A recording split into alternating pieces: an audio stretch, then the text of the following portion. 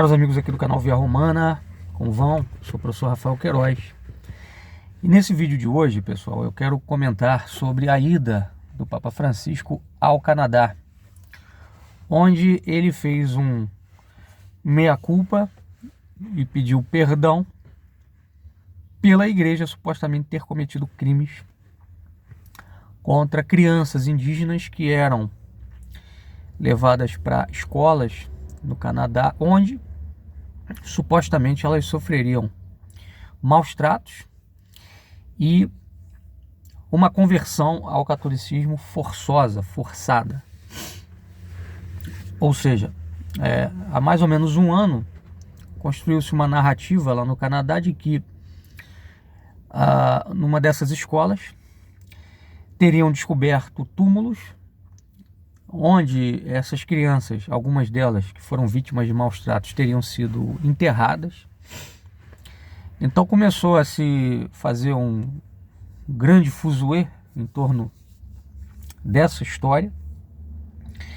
E inclusive isso acabou culminando com a queima, com um ataque a igrejas católicas lá no Canadá. Queimaram catedrais, queimaram capelas, sob a justificativa de que a igreja cometeu um genocídio cultural e por aí vai. Pois bem, eu escrevi um artigo, eu vou deixar o link para vocês lá no nosso blog Catolicidade, mostrando por A mais B que essa acusação ela é fajuta, ela não tem substância, e que a atitude de Francisco é uma atitude temerária e irresponsável, perigosa, porque ela ecoa, né, essa narrativa de militantes pela pauta decolonial que quer jogar sobre a igreja a culpa de tudo de ruim que aconteceu durante o período colonial. E eu até fiz um breve comentário aqui para alguns amigos, e eu gostaria de lê-lo aqui para vocês. Eu não vou tratar de forma extensa do artigo aqui, vou deixar o link para os senhores lerem. Eu vou fazer apenas a leitura dessa nota que soltei para alguns amigos explicando essa história, ou melhor dizendo, essa mentira que montaram contra a igreja, tá? A acusação de maus tratos a crianças indígenas na escola Kamloops do Canadá, que Francisco assumiu para dar gás à pauta decolonial, é extremamente frágil, pois baseada em túmulos de cerca de uns 200 infantes, cuja determinação exata da causa-mortes é incerta. Cabe lembrar, no artigo eu deixo isso bem patente, que não foram feitas escavações ainda nessa área que, segundo uma antropóloga, estariam esses túmulos. Então ninguém sabe exatamente nem se tem realmente túmulos ali, se tem corpos, se tem ossadas, tá bom?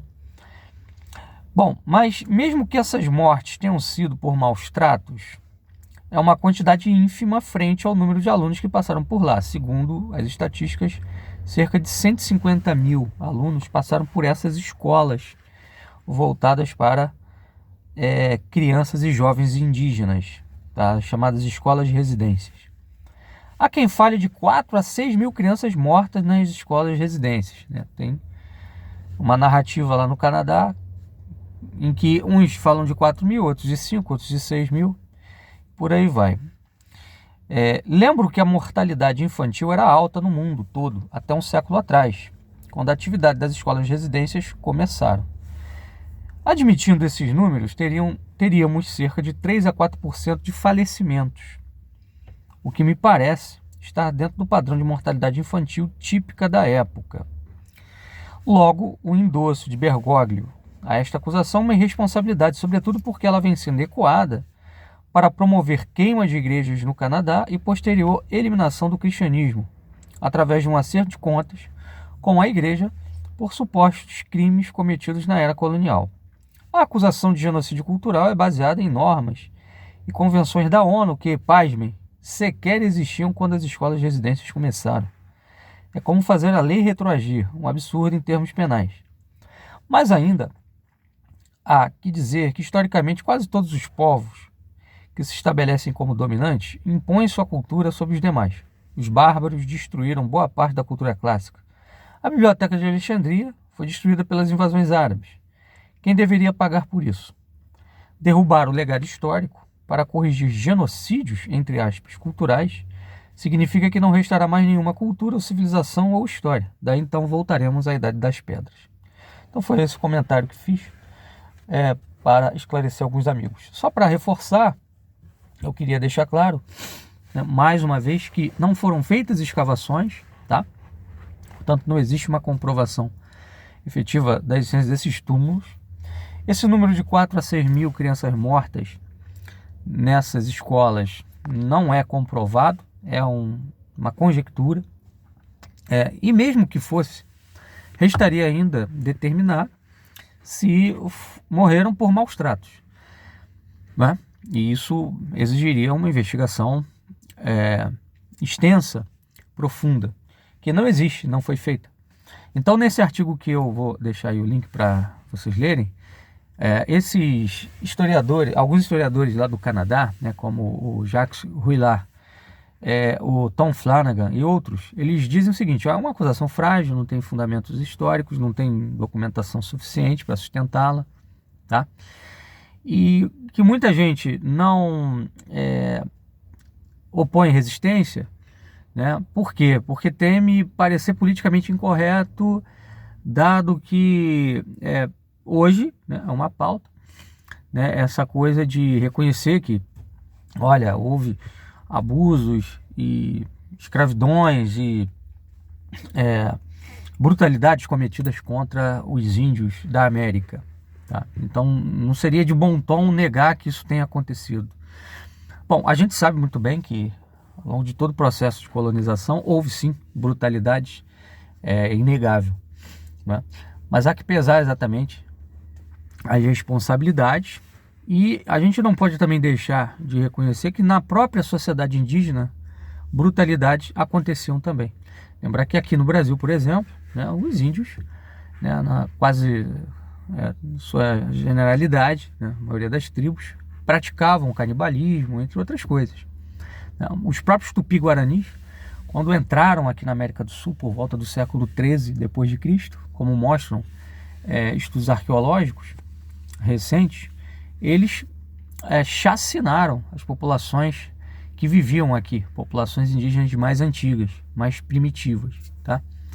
Eles estavam num nível de organização social um pouco superior e, por conta disso, tiveram vantagem e acabaram exterminando essas populações. Então, praticaram um genocídio, por assim dizer, né? Outro sim, esse termo genocídio cultural é completamente um contrassenso, para ser sincero, porque genocídio é extermínio de um povo, né? Não existe genocídio cultural. A palavra genos tem ligação com o povo, né? Vem do grego. Sídio é morte, tá?